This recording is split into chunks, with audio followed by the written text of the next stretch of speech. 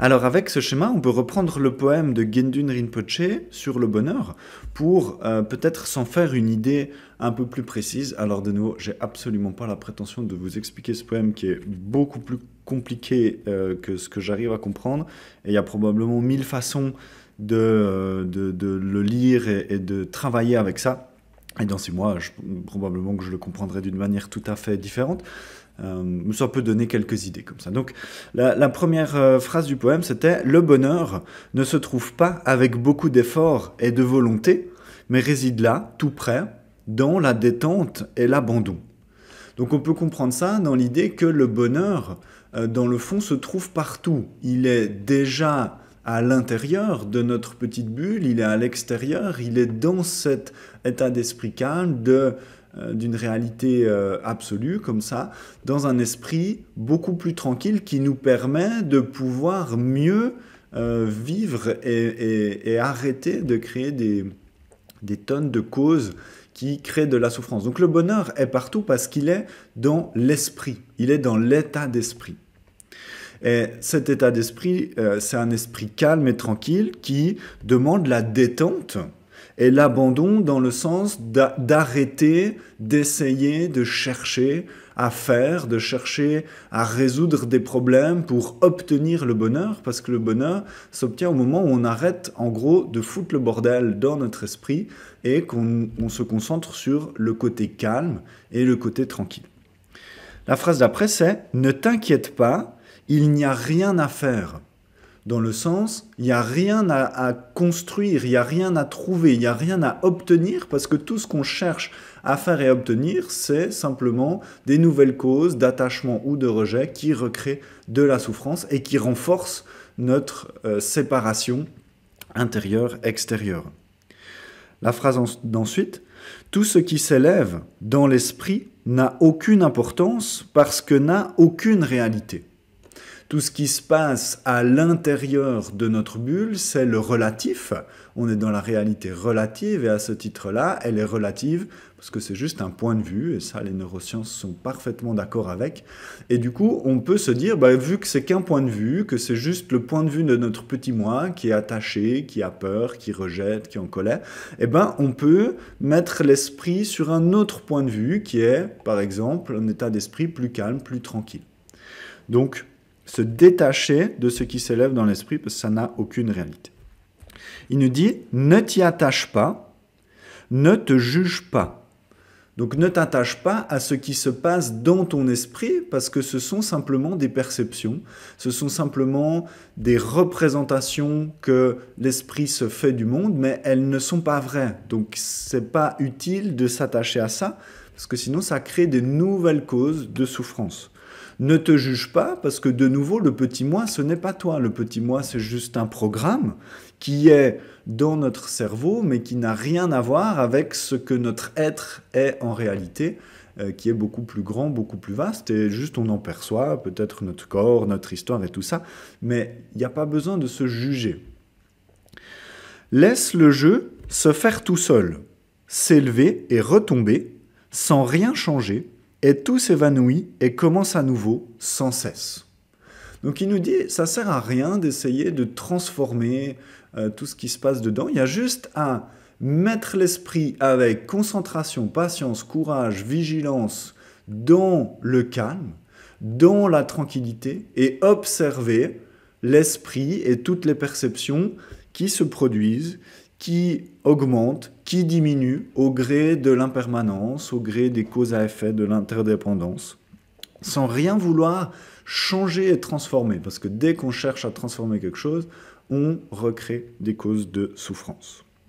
Il nous dit ensuite, « Seule cette recherche du bonheur nous empêche de le voir, parce qu'on est tellement occupé à essayer de l'obtenir, à essayer de transformer des trucs dans notre petit moi, que du coup, on en oublie de regarder le côté calme.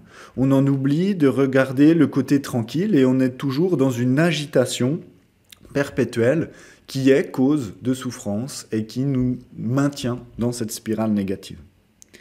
Il nous dit ensuite, c'est comme un arc-en-ciel qu'on poursuit sans jamais le rattraper. parce qu'il n'existe pas, qu'il a toujours été là et t'accompagne à chaque instant. Donc on poursuit l'arc-en-ciel, mais on n'arrive jamais à le rattraper. On poursuit le bonheur dans notre petit moi, mais on n'arrive jamais à le rattraper parce que le bonheur n'existe pas dans le moi. Le bonheur est quelque chose qui est de l'ordre de l'état d'esprit calme. Donc c'est pas quelque chose que le moi peut obtenir. Il s'obtient par arrêter de vouloir l'obtenir. Donc il n'existe pas là où on le cherche. Et il nous dit, il a toujours été là parce qu'en fait, la partie calme de l'esprit, la partie calme du monde est toujours présente. Elle est dans l'espace, elle est tout autour de nous et elle nous accompagne à chaque instant, mais on n'a juste pas pensé à mettre notre esprit dessus et à se fixer dessus. Il nous dit ensuite, ne crois pas à la réalité des expériences, bonnes ou mauvaises, elles sont comme des arcs-en-ciel, qui remet une couche sur le fait que tout ce qui se passe dans notre esprit n'est qu'une réalité relative et à ce titre, il n'y a pas besoin de s'y accrocher et il vaut mieux mettre l'esprit à le fixer sur le calme et la tranquillité. À vouloir saisir l'insaisissable, on s'épuise en vain. Donc on cherche le bonheur en essayant de l'obtenir comme si c'était un objet qu'on pouvait attraper comme un vase ou comme un bracelet ou je sais pas, une amulette par exemple.